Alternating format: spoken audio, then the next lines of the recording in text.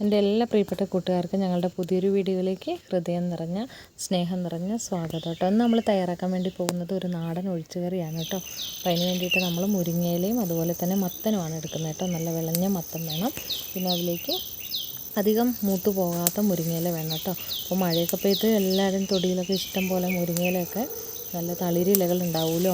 അപ്പോൾ അത് ഉപയോഗിച്ചിട്ട് നല്ല അടിപൊളി സൂപ്പർ ടേസ്റ്റി ആയിട്ടുള്ളൊരു കറി വളരെ പെട്ടെന്ന് നമുക്കൊന്ന് തയ്യാറാക്കിയെടുക്കാം കേട്ടോ. അപ്പോൾ അതിന് വേണ്ടിയിട്ട് നമുക്ക് എത്രത്തോളം എമൗണ്ട് കറി വേണം അതിനാവശ്യത്തിനുള്ള മുരിങ്ങയില ഒന്ന് പറിച്ചെടുക്കാം. അപ്പോൾ ഈ മഴയൊക്കെ പെയ്ത് ധാരാളം ഇല ഉണ്ടായിട്ടുണ്ട്. നമുക്ക് ആവശ്യത്തിനുള്ള തളിരൊന്ന് അധികം മൂത്ത് പോയത് വേണ്ട കേട്ടോ. മൂത്ത് പോയിട്ടുണ്ടെങ്കിൽ നമ്മൾ കറിക്കൊരു ഒരു കയ്പ്പുരസം ഉണ്ടാവും. അതുകൊണ്ട് തന്നെ അധികം മൂത്തത് ഉപയോഗിക്കേണ്ട. പിന്നെ അതുപോലെ മറ്റ് ചീരക്കറികളൊക്കെ ഉപയോഗിക്കുന്ന പോലെ തന്നെ നമ്മളിത് കത്തി ഉപയോഗിച്ചിട്ട് അരിയാൻ പാടില്ല കേട്ടോ. കത്തി ഉപയോഗിച്ച് പൊട്ടിച്ചെടുക്കാനോ അരിയാനോ പാടില്ല.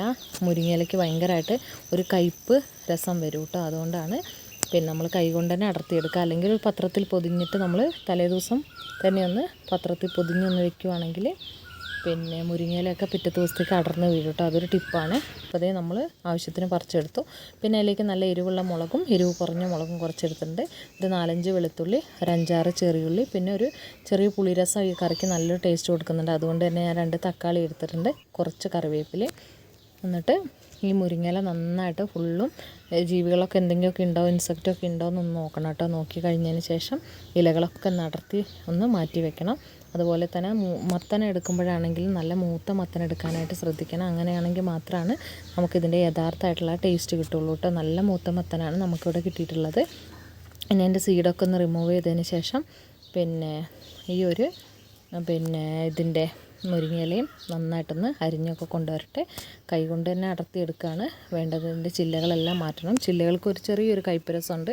അപ്പോൾ അധികം വലിയ കമ്പുകൾ ഇതിൽ ഉൾപ്പെടുത്തിയിട്ടുണ്ടെങ്കിൽ ചെറിയ മൂക്കാത്തതാണെങ്കിൽ പോലും തണ്ടുകൾ ഉൾപ്പെടുത്തിയിട്ടുണ്ടെങ്കിൽ ആ ഒരു കയ്പ്പരസം നമുക്ക് വരും. അപ്പോൾ അത് ഒഴിവാക്കാൻ വേണ്ടിയിട്ടാണ് പിന്നെ കൈ കൊണ്ട് തന്നെ അടർത്തിയെടുക്കാമെന്ന് പറഞ്ഞത് കേട്ടോ. മൊത്തമായിട്ടൊന്ന് അടർത്തിയെടുത്ത് കൊണ്ടുവന്നിട്ട് ഞാൻ കാണിക്കാം. അതുപോലെ തന്നെ മത്തനും മൊത്തത്തിലൊന്ന് അരിഞ്ഞെടുക്കട്ടെ. പിന്നെ ഈ ഒരു മുരിങ്ങയില എന്ന് പറഞ്ഞാൽ നമുക്കറിയാം, കുട്ടികൾക്കാണെങ്കിലും മുതിർന്ന ആളുകൾക്കാണെങ്കിലും ഒരുപാട് നല്ല ഔഷധ ഗുണങ്ങളുള്ള ഒരു ഇലക്കറിയാണ് മുരിങ്ങയില. ഇത് ആഴ്ചയിൽ ഒരിക്കലെങ്കിലും കഴിക്കുന്നത് വളരെ നല്ലതാണ് നമ്മുടെ ഹെൽത്തിന്. പിന്നെ അത് കണ്ണുകൾക്കായാലും മുടിക്കായാലും ഒക്കെ ആരോഗ്യത്തിന് വളരെ ബെസ്റ്റാണ്. നമ്മൾ ഈ ഒരു അയണിൻ്റെ കുറവൊക്കെ ഉള്ളവർക്കാണെങ്കിൽ വളരെ നല്ലതാണ് ഇത് കഴിക്കുന്നത് കേട്ടോ. അപ്പോൾ ആഴ്ചയിൽ ഒരിക്കലെങ്കിലും നമ്മളിത് ഈ ഒരു ഇലക്കറി നമ്മളുടെ ഭക്ഷണത്തിൻ്റെ ഭാഗമാക്കുന്നത് വളരെ നല്ലതാണ് കേട്ടോ. അപ്പോൾ ഈ മുരിങ്ങയിലൊക്കെ കഴുകിയൊക്കെ വൃത്തിയാക്കി ഞാൻ കൊണ്ടുവന്ന് വെച്ചിട്ടുണ്ട്. ഈ മത്തൻ്റെ സീഡൊക്കെ ഒന്ന് റിമൂവ് ചെയ്തിട്ട് ഇതൊന്ന് അരിഞ്ഞു കൊണ്ടുവരാം. അതിനൊപ്പം തന്നെ പിന്നെ മുരിങ്ങയിലകളും ഒന്ന് അരിഞ്ഞെടുക്കട്ടെ കേട്ടോ. ഇത് നല്ല മൂത്ത മത്തനാണ്. ഞാനിപ്പോൾ ഒരു മത്തൻ്റെ ഒരു ചെറിയൊരു കാൽഭാഗം മാത്രമാണ് എടുത്തിട്ടുള്ളത്. അപ്പോൾ നിങ്ങൾക്ക് എന്തോരം എമൗണ്ട് കറി വേണോ അതിനനുസരിച്ച് കൂട്ടുകയും കുറയ്ക്കുകയൊക്കെ ചെയ്യാം കേട്ടോ. ഇതേ മുരിങ്ങയില മൊത്തത്തിൽ ഞാനിത് ഇതുപോലെയാണെന്ന് ഊരിയെടുത്തിട്ടുള്ളത് കേട്ടോ. വലിയ തണ്ടുകളെല്ലാം തന്നെ നമ്മൾ കളഞ്ഞിട്ടുണ്ട്. ഇതുപോലെ ഇനി ഇത് കത്തി ഉപയോഗിച്ച് അരിയൊന്നും ചെയ്യരുത്, ഇങ്ങനെ തന്നെ മതി. പിന്നെ മത്തനും അരിഞ്ഞെടുത്തിട്ടുണ്ട്.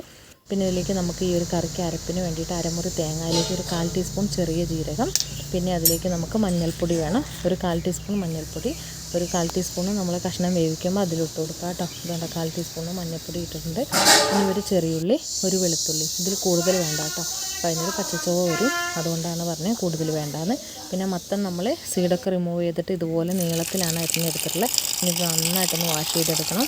പിന്നെ നമ്മൾ ഒത്തിരി പഴുത്തങ്ങ് ബ്രൗൺ കളറ് ആയിട്ട് തോല് വന്നിട്ടുണ്ടെങ്കിൽ മാത്രം അതിൻ്റെ സ്കിന്ന് റിമൂവ് ചെയ്താൽ മതി. അല്ലെങ്കിൽ നമുക്കിത് ഇതുപോലെ പച്ചക്കളറാണെങ്കിൽ മൂത്തിട്ട് നല്ല പച്ചക്കളറിൽ തന്നെയാണ് സ്കിന്നുള്ളതെങ്കിൽ അത് റിമൂവ് ചെയ്യേണ്ട ആവശ്യമില്ല കേട്ടോ.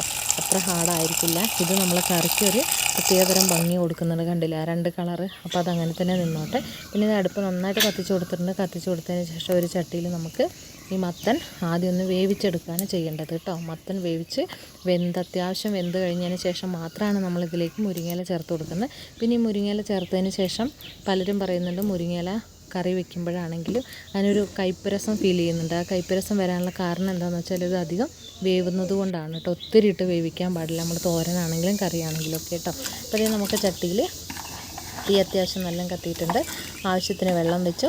ആ വെള്ളത്തിലേക്ക് നമ്മളിത് അരിഞ്ഞു വെച്ചിരിക്കുന്ന മത്തൻ ആദ്യം ഒന്ന് ഇട്ട് കൊടുക്കുകയാണ് കേട്ടോ. ഇനി മത്തൻ വെന്തതിന് ശേഷം മാത്രമാണ് പിന്നെ ഇതിലേക്ക് നമ്മൾ മുളകൊക്കെ ചേർത്ത് കൊടുക്കണം കേട്ടോ. ഇതിപ്പോൾ നമ്മൾ തോട്ടത്തിൽ തന്നെ ഉണ്ടായ തൊണ്ടമുളകാണ്, അത്യാവശ്യം നല്ല എരിവുള്ള തൊണ്ടമുളകാണ്. അതൊരു 5-6 ഞാൻ കീറിയിട്ടിട്ടുണ്ട്.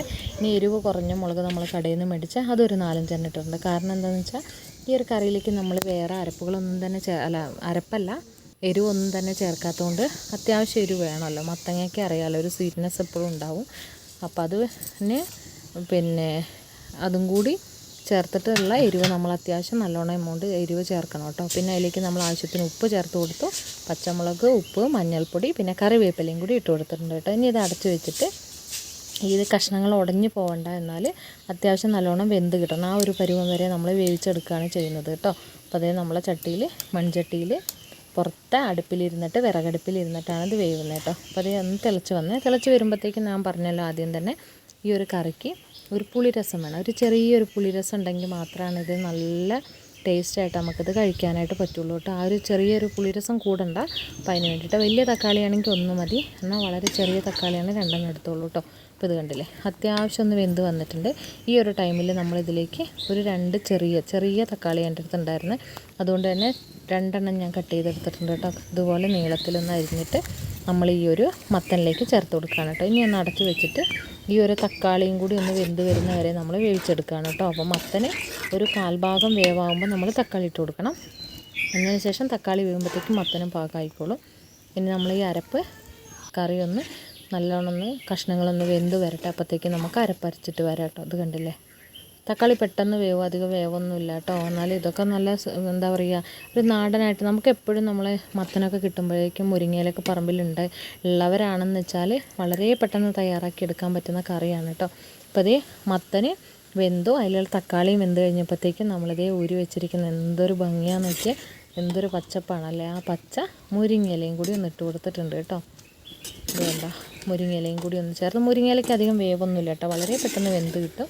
എന്താ വെച്ചാൽ ഒന്നാമത് ഈ ഒരു കറിയിലുള്ള പിന്നെ തക്കാളിയും അതുപോലെ തന്നെ മത്തനൊക്കെ നല്ല വെന്ത് നല്ല തിളച്ചിരിക്കുന്ന ഒരു ഇതിലായതുകൊണ്ട് തന്നെ നമ്മൾ ഈ മുരിങ്ങയിലിട്ട് അധികം നേരം തിളപ്പിക്കേണ്ട ആവശ്യമില്ല, വളരെ പെട്ടെന്ന് തന്നെ ഇത് വെന്ത് കിട്ടും കേട്ടോ.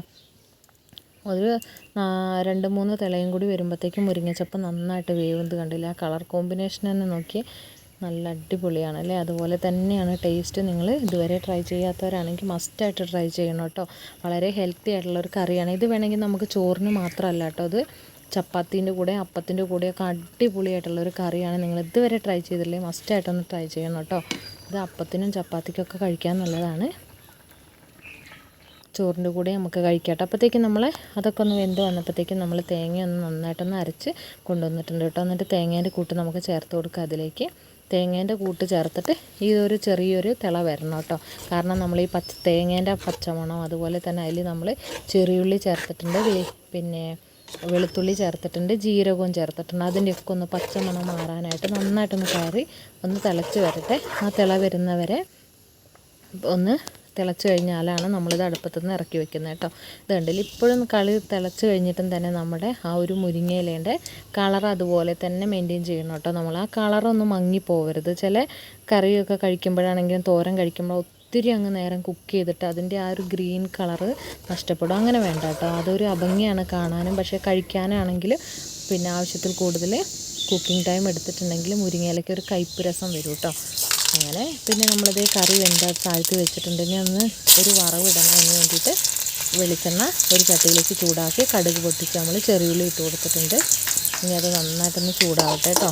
ഒരു വെളുത്തുള്ളിയും കൂടി ചതച്ചിട്ട് കൊടുത്തിട്ടുണ്ട്.